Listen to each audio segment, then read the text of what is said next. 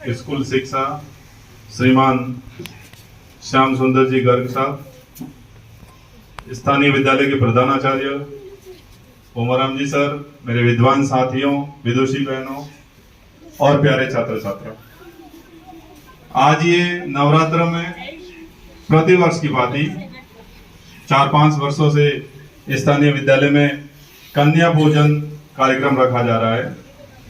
तो इस निमित्त इस कार्यक्रम में मुख्य अतिथि के रूप में श्रीमान सोलंकी साहब पधारे हैं, तो आपका विद्यालय परिवार तहे दिल से हार्दिक शुक्रिया अदा करता है।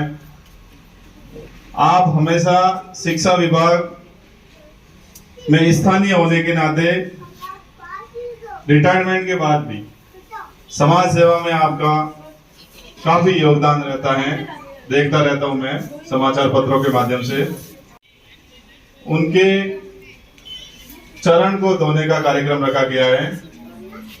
इसमें भेद हो रहा है, कन्याओं की भ्रूण हत्या हो रही है, कई अनेक ऐसी कुरीतियां हैं या ऐसे मिथक चल रहे हैं कि लड़के और लड़कियों में भेद वगैरह। तो इन चीजों को दूर करने के लिए ये काफी समय से ये प्रयास चल रहा है। लिंगानुपात भी घट रहा था, एक समय था 900 से नीचे आ गया था। तो धीरे धीरे समाज में एक जागृति पैदा करने के लिए ये कन्या पूजन वगैरह ऐसे कार्यक्रम रखे जा रहे हैं, ताकि समाज में लड़के लड़की के बीच में कोई भेद न रहे, इन्हें एक अच्छी दृष्टि से देखा जावे। इसी बीच हमारे बीच बता रहे गोविंद राम जी सुतार, आपका भी विद्यालय परिवार हार्दिक स्वागत है, आभार प्रकट करता है कि आपको जब कभी याद किया जाता है हमेशा आप अपना बहुमूल्य समय निकालकर हमारे बीच बताते हैं। तो मैं अब ज्यादा औपचारिकता नहीं करते हुए सभी अतिथियों से और स्थानीय विद्यालय के प्रधानाचार्य जी से निवेदन करूंगा कि बता रहे और इन नन्ही कन्याओं का जो चरण धुलाई का कार्य। ओमाराम जी सर।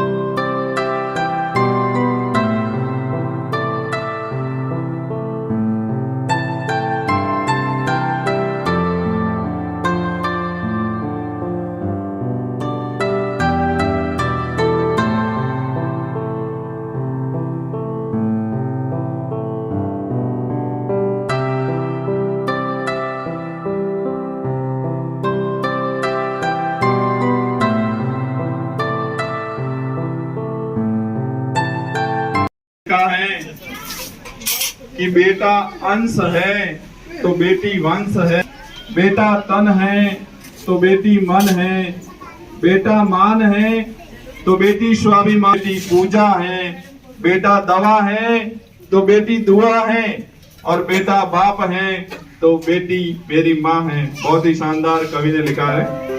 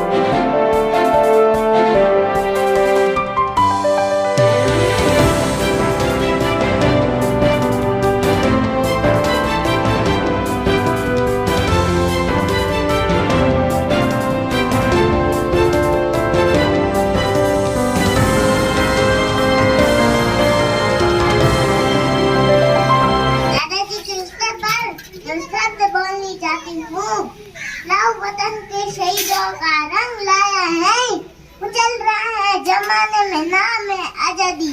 साथियों, महात्मा गांधी, भगत सिंह, सुभाष चंद्र बोस और कई अन्य महान क्रांतिकारियों ने राष्ट्र की सेवा में अपना पूरा जीवन समर्पित कर दिया, जिनकी बदौलत आज हमें आजादी मिली और आज हम विश्व गुरु बनने की ओर अग्रसर है।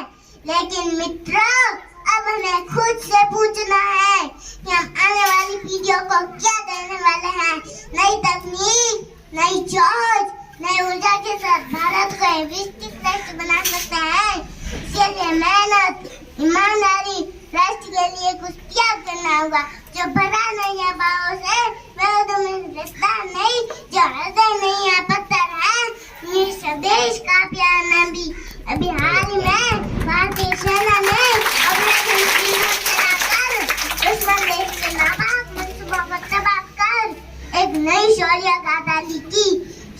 मनोशी की तमन्ना अब हमारे दिल में है, देखना है जो कितना बाजू है कातिल में है।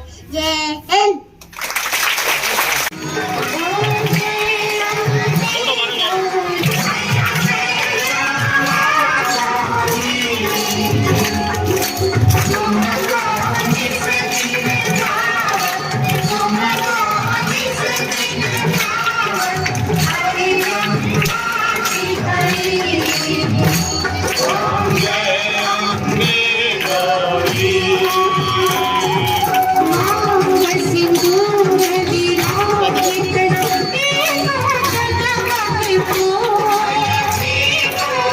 इसका बोले आजाद प्रवीण जी, आजाद जी आरती के लिए आवे गजेंद्र जी, प्रवीण जी।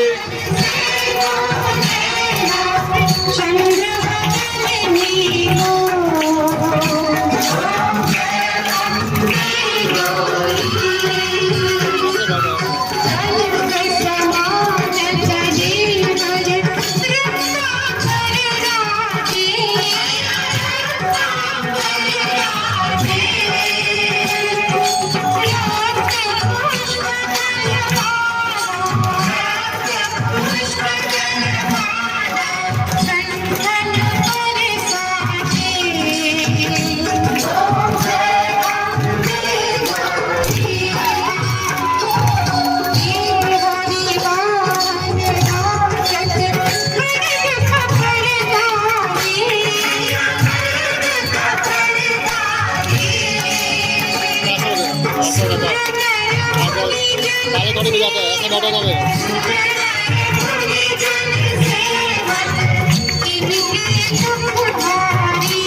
ऐसे बैठो, ऐसे बैठो, ऐसे बैठो। तालियां नहीं बजानी, ऐसे बैठो। माता जी कैसे बैठते पागल? ऐसे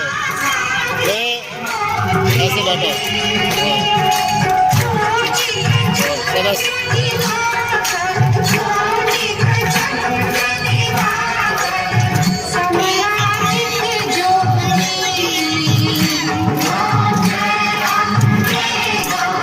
सीधे बैठो यहाँ से।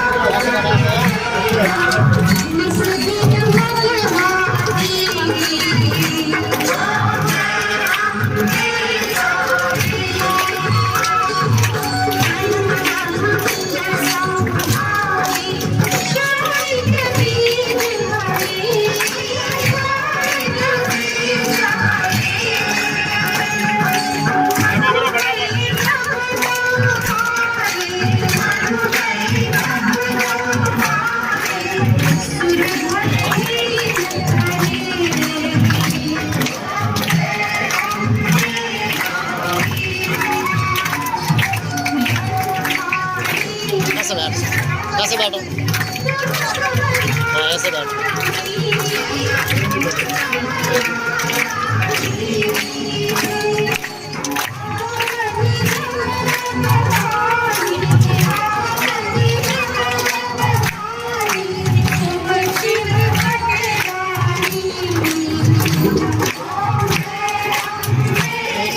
पकड़ मैं भी जा रहा हूँ।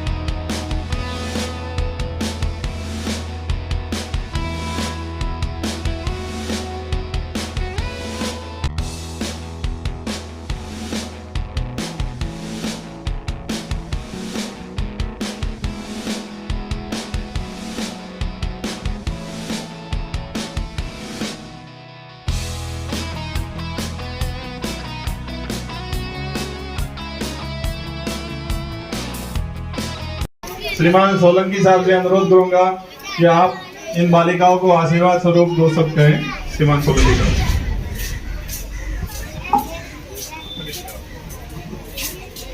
इस कार्यक्रम में उपस्थित सुधार साहब, विद्यालय के प्रधानाचार्य जी भोमाराम जी, विक्रम जी, सभी शिक्षक बंधुओं एवं बहनों एवं प्यारे विद्यार्थियों, छात्र छात्राओं, सर्वप्रथम तो आप सभी को नवरात्रि की बहुत बहुत शुभकामनाएं। हर घर के अंदर माता की शक्ति रूपा दुर्गा माँ की स्थापना कर हम परिवारों में व्रत का दौर चल रहा है।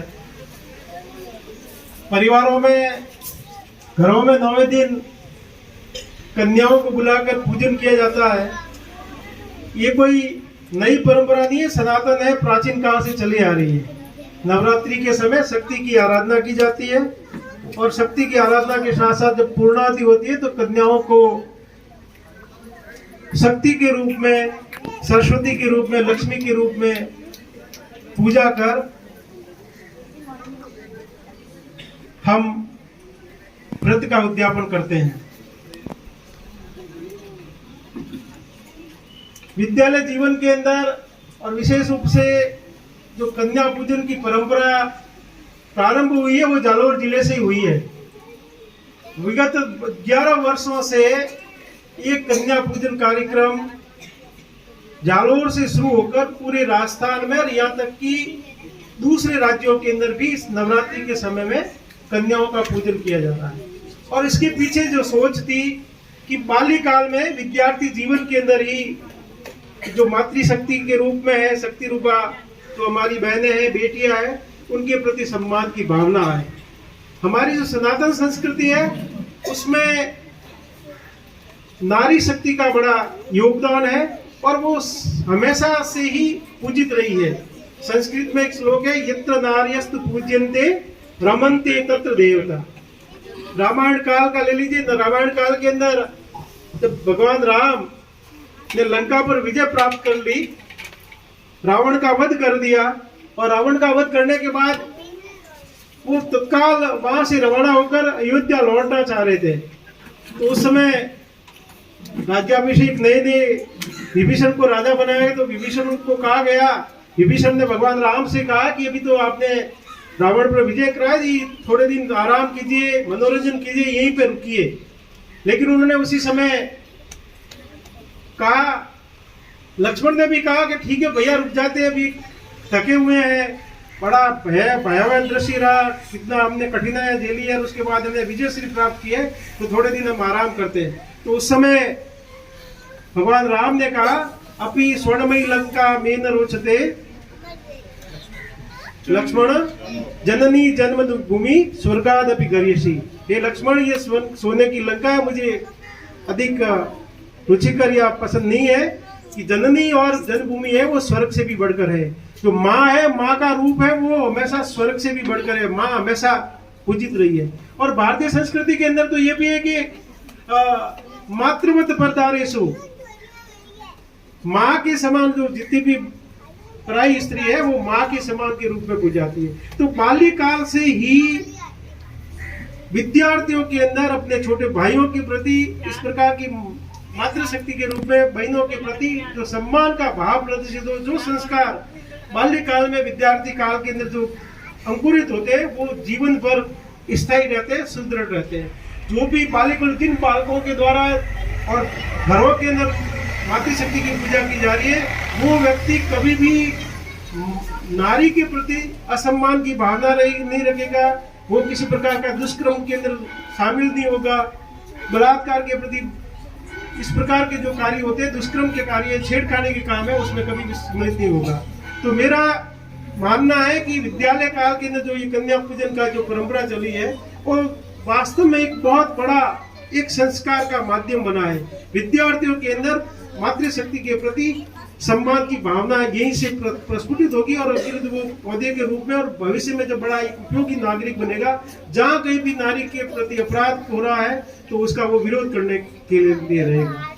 प्रतिदिन आप अखबारों के माध्यम से आप पढ़ रहे हैं, सुन रहे हैं। अभी 4-5 दिन पहले या 10 दिन 15 दिन की एक माँ ने अपनी बेटी का को माँ है और उसके अंदर इस प्रकार के बड़े माँ ने अपने बेटी को आधा सागर के अंदर डालकर उसको मौत की नींद सुला दिया। परिवारों के अंदर भी देख रहे छोटे छोटे अपराध होते। एक 4 साल की बालिका का दुष्कर्म किया गया, उसको मौत के घाट पर उतार दिया। और यहाँ पर भी जो हमारा पूरा जालोर जिला, पूरा राजस्थान एक शांत प्रदेश था, तो यहाँ पर भी इस प्रकार की घटनाएं घटित हो रही है जो वास्तव में चिंता करने का विषय है। और इस कन्या पूजन के संस्कारों के माध्यम से ये जो इस प्रकार के दुष्प्रभाव है उससे दूर रहने का प्रयास किया जा रहा है। साथ ही इस जो मातृशक्ति है, मातृशक्ति के प्रति हमेशा सम्मान रहे, इसी भावना के साथ ये जो कन्या पूजन के कार्यक्रम किया जा रहा है। विद्यालय के अंदर भी इस कार्यक्रम का आपके पूरे विद्यालय के द्वारा किया गया, इसके लिए मैं आपका साधुवाद और धन्यवाद ज्ञापित करता हूँ। और ये परंपराएं जो प्रतिवर्ष होनी चाहिए और ये परंपरा अपने विशेष रूप से अपने जो साथ में पढ़ने वाले साथी है, अपने भाइयों के द्वारा इस प्रकार का कन्या पूजन होना चाहिए। घरों में तो होता ही है, लेकिन एक सामूहिक रूप में सामाजिक समरसता का भाव भी देता है। अब जो बालिका बैठी है वो किस जाति या संप्रदाय की है उसका कोई लेना देना नहीं है।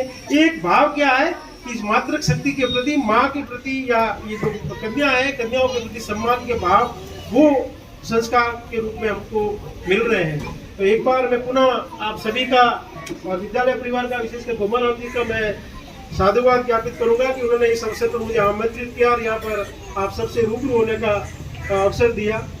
एक बार पुनः आप सभी को नवरात्रि की बहुत बहुत शुभकामनाएं। और जो ये कन्या पूजन का कार्यक्रम हुआ है, मेरे सब भाइयों से और मेरे विद्यार्थी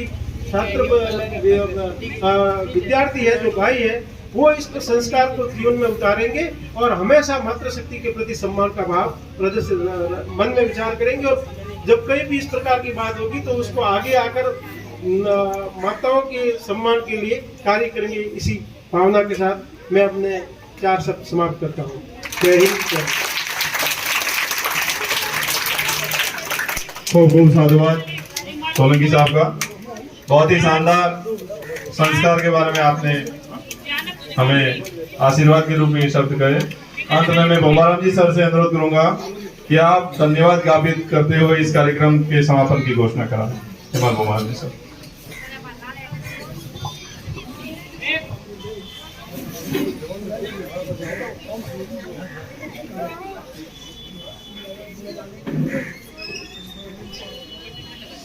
आज के मुख्य अतिथि श्रीमान श्याम सुंदर जी, सेवानिवृत्त जोनल डायरेक्टर पाली।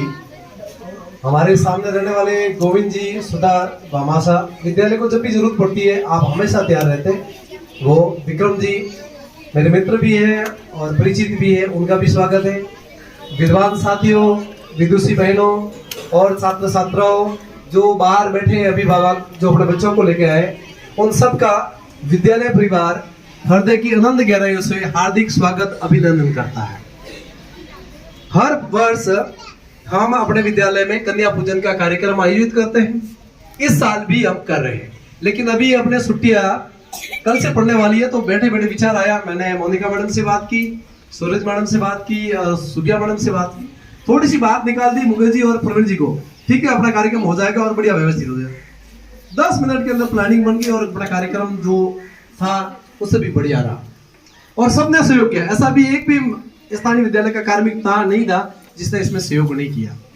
तो मैं जो ये कार्यक्रम सफल हो रहा है इसके लिए मैं अपने साथियों का बहुत बहुत धन्यवाद ज्ञापित करूंगा कि उन्होंने इस कार्यक्रम को सफल बनाने के लिए अपना योगदान दिया।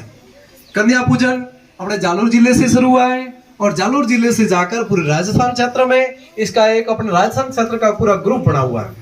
हर विद्यालय में कन्या पूजन का कार्यक्रम होता है। अपने घरों में तो होता ही है।